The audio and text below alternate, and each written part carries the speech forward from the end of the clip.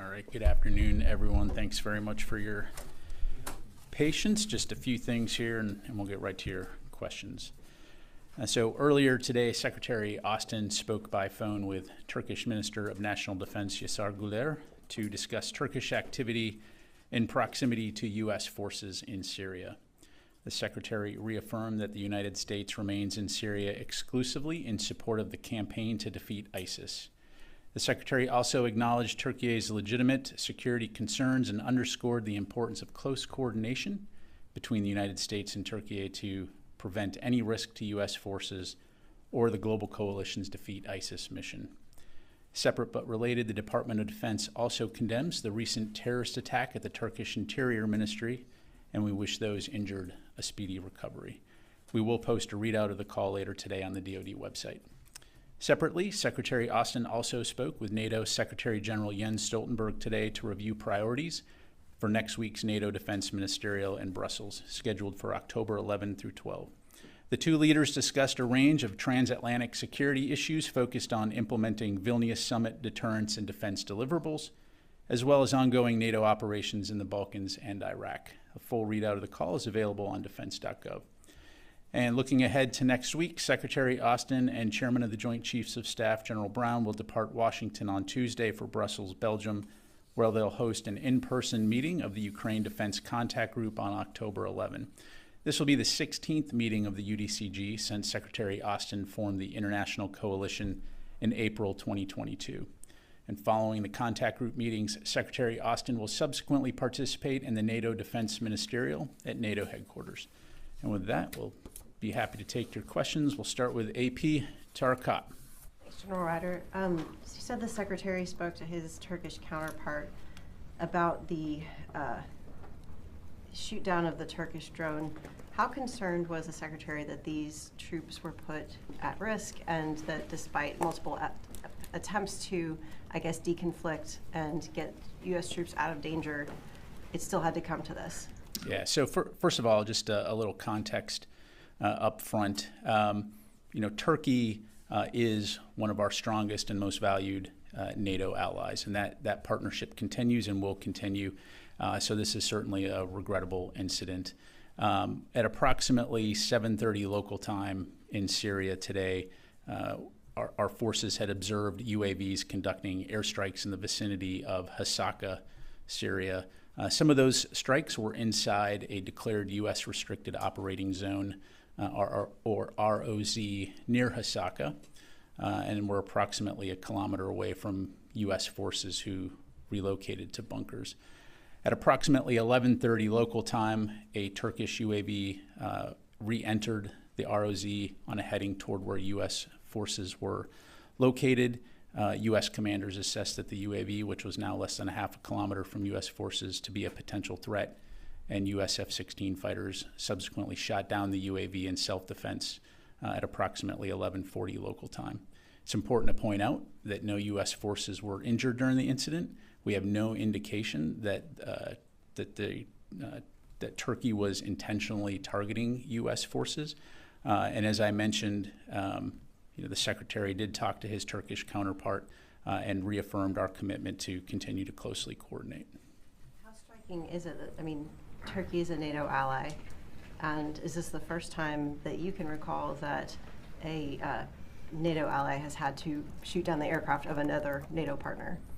Yeah, I think, again, it's a regrettable incident, but U.S. commanders on the ground did assess that there was a potential threat, and so they took prudent action in this scenario. But again, the Secretary has talked to his counterpart.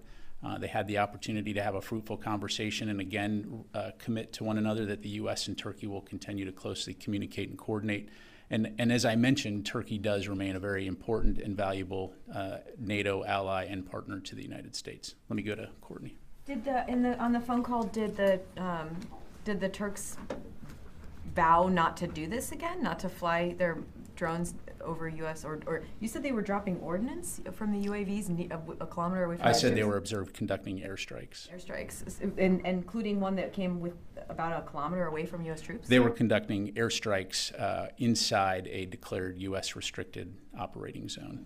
Did they have in this phone call? Did they agree not to do that anymore, or is that? Well, I won't speak for the Turkish minister. I would say that the bottom line is it was a very productive discussion on both sides, and again, a commitment that we would continue to closely coordinate to prevent putting U.S. forces at risk, a reaffirmation of the strong partnership that our two countries share, and also an acknowledgement that, again, we will keep lines of communication open, particularly given that region of the world and the focus on the Defeat ISIS mission. Can you say a little bit about how the U.S. communicated with the Turks before and told them that that they would shoot the drone down? Yeah, so I don't want to get into specifics other than to say that we have multiple channels of communication at multiple levels. As you know, U.S. forces, as part of the global coalition to defeat ISIS, have been operating in that area for a while. And of course, being on the border of Turkey, and having U.S. forces stationed in Turkey, we have multiple ways to communicate with our Turkish allies. But can you say about what level it escalated to before the shoot down? I mean, did it get as high as, the commander of Central Command or something like that? Like, how high up did it go? It went to a high enough level within the operational chain of command. I'll just leave it at that. Okay. Yeah, Matt. Thanks, Matt. So to be clear, the concern here was that drone, you said, re-entered, got within a half kilometer, that it might have launched an air-to-ground missile so close to U.S. forces that it could have endangered their lives? Again, based on the observation of airstrikes being conducted and the fact that this drone was, upwards of nearly half a kilometer from U.S. forces, U.S. commanders made the determination that it was a self-defense threat, and so appropriate action was taken. So how concerning is it that, as my colleague said, a NATO ally puts the U.S. in a position to take self-defense actions, either through negligence or otherwise? Well, look, again, this is a regrettable incident, and Secretary Austin has spoken with the Minister of Defense in Turkey, and again, we will communicate at all levels. And so we will stay focused on the Defeat ISIS mission in Syria. That's why we're there in the first place. And so that will continue to remain our focus. Thank you. Thank you. Sir. Thank you very much, General. First question. Was the United States or the chain of command really thinking that the Turkish UAVs were going to strike American bases there? Is that why this strike was done? Letting the Turkish UAV was shot down because all rules of engagement have changed. That's why this incident took place. Yeah, well, again, as I laid out, based on the situation on the ground and based on the observation, the decision was made out of due diligence and the inherent right of self-defense to take appropriate action to protect U.S. forces. As I said, based on the discussions with the Turkish defense minister and post-shoot-down analysis, we have no initial indications that Turkey was intentionally targeting U.S. forces. Again, it was a regrettable incident, and we will continue to keep those lines of communication open to hopefully prevent these types of incidents from happening again. One last question, please. Sure. So you told CNN Turk just last night that the United States stands firmly by Turkey and its people in their legitimate fight against the PKK. And according to your NATO ally, they're doing exactly that in northern and northeastern Syria.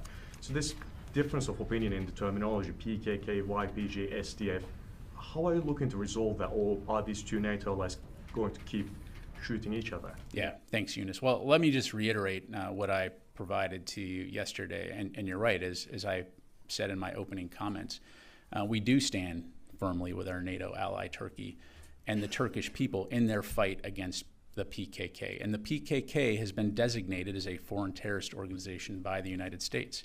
So we condemn any act of terrorism against Turkey and the people of Turkey, and we recognize that the PKK poses a legitimate security threat.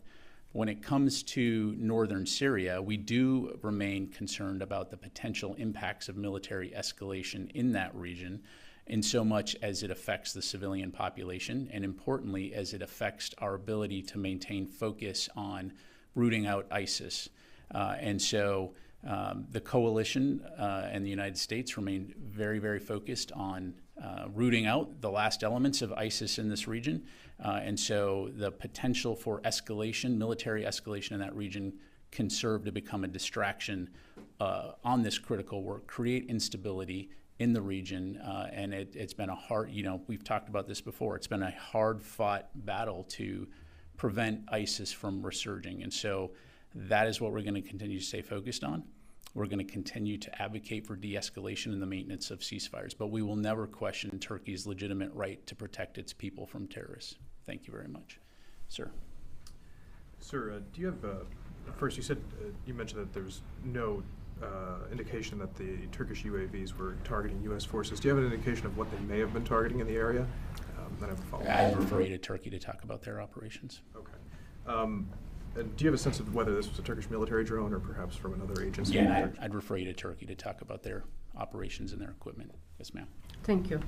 Turkey says that terrorists who were planning suicide attack in Ankara came from Syria, and that they warned third parties, which is obviously the U.S., to avoid PKK YPG facilities. I'm just following up my colleague's question, actually. What kind of facilities have been in those U.S. restricted areas, YPG, SDF, or solely U.S.? Yeah, I'm not sure I fully understand what you're asking, but in terms of U.S. presence in northeast Syria, I mean, if you've been following this since 2014, at the height of ISIS, the United States has maintained a presence in this ungoverned space, working very closely with our vetted local partners in the region, the Syrian Democratic Forces. And so that, as part of a global coalition to defeat ISIS, is what we continue to stay focused on. But as I mentioned to your colleague, Eunice, when it comes to the PKK, we recognize and have declared the PKK a foreign terrorist organization, and again, fully understand Turkey's legitimate right to defend itself. Yeah, let me move on. Chris. Thanks, Pat. To clarify something, you said there are multiple levels of communications with the Turks. Did the U.S. make repeated requests regarding this incident, that the drone leave that area, and warn that if it did not, or if it encroached again, action would be taken against it? And did Turkey acknowledge those requests before this action was taken? Yeah, thanks, Chris. I'm not going to go into the specifics other than to say yes, we did communicate with Turkey. Our inherent right to self-defense in the face of a potential threat. But again, in this particular case, it's a regrettable incident. No U.S. forces were harmed. We took appropriate action based on the situation on the ground. Thank you. Fadi. Thank you, General. I'm still confused trying to understand what really happened, because you say it's regrettable incident. Not sure what part is regrettable. Well, it's regrettable when you have two NATO allies and there's an incident like this. So again, the Secretary was able to have a phone call with his counterpart this morning and talk about the situation. Again, no U.S. forces were harmed, but because of the proximity of the drone to U.S. forces in Hasaka, and based on the observations that this was an armed drone that had been conducting strikes, we took appropriate due diligence. And you said, initial indication, there's no intention on the Turkish side to target U.S. forces.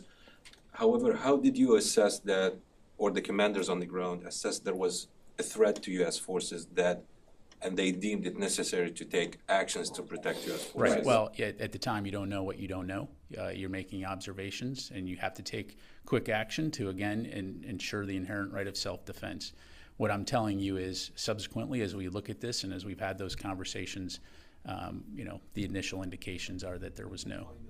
In the phone call, was the Secretary able to get any guarantees from the Turkish side that these operations will not happen again in these restricted areas or pose risk? Yeah, again, without speaking for the Turkish defense minister, the tone of the conversation was, again, an understanding that we are two close NATO allies, that we will keep the lines of communication, that we don't want to put our forces, each other's forces, in harm's way, but also, again, emphasizing the importance of the Defeat ISIS mission. And that was a sentiment expressed on both sides. Thank you. Sir. Thank you very much, General. I have two questions. I have a question regarding reports suggesting that cooperation between the Iraqi central government and Kurdistan forces Peshmerga has been highly effective in countering and reducing ISIS activities. Could you please provide your comment on this matter? And sure. Yeah, I'll provide a broad perspective, and I would also encourage you to talk to CJTF OIR, which is squarely focused on supporting Iraq in the Defeat ISIS mission. But largely speaking, as you know, I think that one of the key aspects of success in the Defeat ISIS mission has been the collaboration between the ISF and Peshmerga forces in northern Iraq by working together against a common enemy, which is ISIS. And so certainly, that is something that I think has benefited not only Iraq, but the region. Thank you. Another question, General. You announced yesterday that you had transferred Iranian weapons bound for the Houthis in Yemen to Ukraine. So, three-part questions. Oh, can we only do two? Is Iran continuing to send arms to the Houthis? Is it your policy to seize such weapons when you can and when appropriate, transfer them to your allies? Yeah, so I'm not going to speculate about the potential future operations. Certainly in the past we have seen Iran attempting to deliver weapons and aid to groups like the Houthis, and in the past, in violation of multiple international laws, those assets have been seized. Whether or not we will replicate this, remains to be seen. Certainly, when we did this, we did it under legal authorities. In this particular case, the U.S. filed a forfeiture complaint over ammunition seized by the U.S. Navy from a flagless vessel that had been transiting the Arabian Sea from Iran in early of December 2022. And so this forfeiture action is a product of the U.S. government's coordinated effort to enforce U.S. sanctions against the IRGC and the Iranian regime.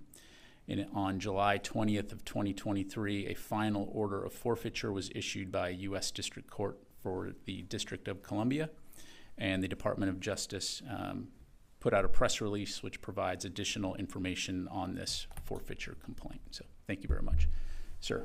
Thank you, sir. Two questions. One, as far as U.S.-India relations are concerned, India made a history recently at the G20 hosting leaders from around the globe. And President Biden was very clear about U.S.-India relations there. And last week here, Indian Foreign Minister was in the building, Mr. Jaishankar.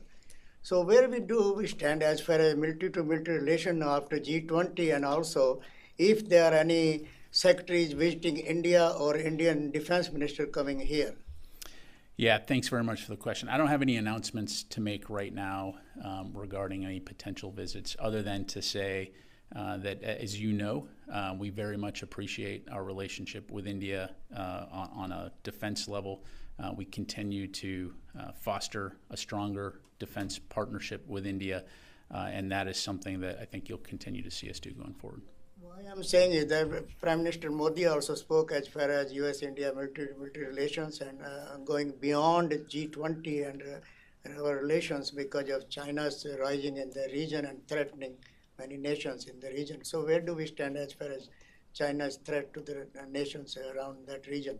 Well, we've been very clear on this, right? China remains the pacing challenge for the Department of Defense, and we do appreciate the partnership that we have with India and other countries in the Indo-Pacific region when it comes to preserving individual nations' sovereignty and abiding by the international rules based order that has preserved peace and stability for many years. Okay, let me go ahead and move on. Let me go. Ro. Yes, sir.